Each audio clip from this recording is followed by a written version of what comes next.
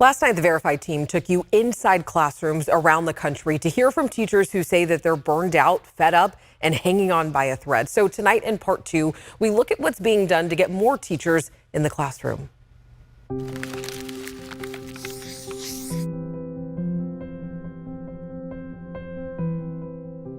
A crisis is growing in America's K-12 schools. We're losing teachers faster than we can get new ones in. According to the data from the National Center for Education Statistics, the percent of college grads earning a bachelor's degree in education is roughly half of what it was in 1970, dropping from more than 170,000 to less than 90,000 in 2019. Coupled with high rates of early retirement and stress-induced career changes, the teacher pool is drying up. I mean, it's a crisis, in my opinion. It's not going to get better without taking some intentional steps to make it better. So who's going to teach America's children? That question has school districts, lawmakers, universities, and educational organizations scrambling to find answers before it's too late. One strategy, at least at the state level, has been lowering standards and lowering requirements for entry into teaching. That's Heather Pesky, president of the National Council on Teacher Quality. In addition to having a bachelor's degree, most states used to require teachers to pass a teaching certification exam before being allowed to teach. But since 2020, Pesky says at least 12 states have removed or lowered the requirements for teachers to get that certification. Meaning in places like Alabama and Missouri, even if teaching candidates don't pass the state exam, they could still be given a license to teach. A change that Tanya Chestnut, a board member for Alabama State Board of Education, justified by saying, "When you're in a crisis, you tend to do things you probably would not ordinarily do. I think this will definitely bring some relief without compromising the quality of education." High school English teacher Violeta Duran and middle school instructional coach Evan Shin aren't as optimistic. They worry lowering standards will result in students getting an underqualified teacher. I think there is a danger in that. We are just putting people in classrooms that are not credentialed or who are not ready to be in the classroom. But because of the fact that we're looking for a warm body, we are saying like, oh, okay, well, good enough. But Pesky says it's not enough. This will result in a less effective teacher workforce. And that's the opposite of what our students need, particularly now on the heels of this pandemic. University of Pennsylvania professor Richard Ingersoll has studied teachers and their working conditions for more than 20 years. He says these desperate measures of lowering standards to teach will only make more teachers leave the profession. Generally, the less prepared people, the emergency and temporary licenses, for instance, that are issued, those people quit at higher rates. His research already showed that nearly half of teachers with proper training leave the profession within the first 5 years.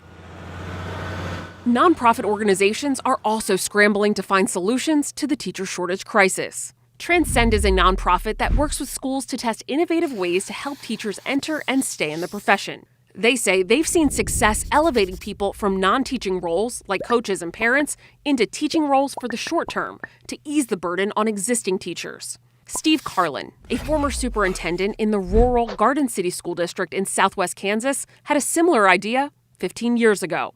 Back then, Carlin says his open teaching positions were mostly in high school math and science classes. To fill those roles, he'd take elementary school teacher candidates that he didn't have classrooms for and pay for their training and then put them in those high school classrooms. And that worked until 2016. But then the teaching shortages became so problematic that We haven't been able to utilize that strategy because we can't even fill all of our elementary classrooms. So Carlin dipped into his pool of substitute teachers to fill those roles. But now, The pool is completely dry.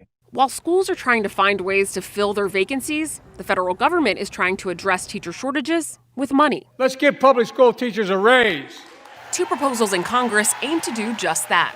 The Pay Teachers Act, introduced by Senator Bernie Sanders in March, and the American Teacher Act, introduced by Representative Frederica Wilson in the House in February. If passed, they would set a minimum starting salary of $60,000 for all U.S. public school teachers, a big jump from the national average starting salary of $41,770 in the 2020 to 2021 school year. Neither bill has been voted on, but bipartisan support for both is growing. As of April 2023, the Senate bill is backed by 7 co-sponsors and has the support of more than 50 major education organizations, while the House bill has more than 50 co-sponsors. There's also money for teachers baked into legislation passed during the pandemic. In March 2021, the American Rescue Plan Act allocated $130 billion to K-12 schools. The White House says schools can use that money to invest in teacher pipeline programs, increase teacher salaries, and hire more teachers. The U.S. Departments of Education and Labor issued a joint statement to state lawmakers and administrators, urging them to use this relief money to specifically increase pay for teachers. But Duran says that isn't happening at her school. She says schools are hesitant to spend the money on long-term investments because they worry the aid will eventually run out, leaving schools with salaries they can't afford to pay. But money doesn't have to come from the federal government or go to the schools directly. The University of Wisconsin-Madison School of Education is using private funding from alumni and supporters to incentivize more people to become teachers. We're saying to any student who wants to come into any of our 15 different teacher education programs that we will pay the cost of their tuition, their testing fees, and their licensing fees. She says in exchange, the students must pledge to teach in Wisconsin public schools for 3 to 4 years. The $25 million privately funded program, launched in August of 2020, also offers mentorship and professional development support for alums. Support from a program that former teacher Sarah Coys wishes she had during the early years of her teaching. I think there's a lot of support for first-year teachers. And I think people think, oh, after your second or third year, you're good to go, you're a pro. But I think that those supports need to stay in place. Duran, who teaches in Southern California, says she'd like to see Wisconsin's pledge program be adopted by more schools. I see it as a positive, like any program that can do that. I mean, it would be great if, UCLA could do that or USC. So what do current teachers think will help inspire others to join this career path? For a long time, high school teacher Joaquin Rodriguez says passion alone was what sparked that interest. But now, when you have that burnout and that fatigue, that passion piece is the first thing to go. Educators like Rodriguez, Shin, and Duran say they're still hanging on. And when they ask themselves why they're still doing this, at the end of the day, it's the students. There's an energy that they bring that is unmatched. Even just showing care and concern from students sometimes, that is enough to kind of be like, okay, we're going to be okay.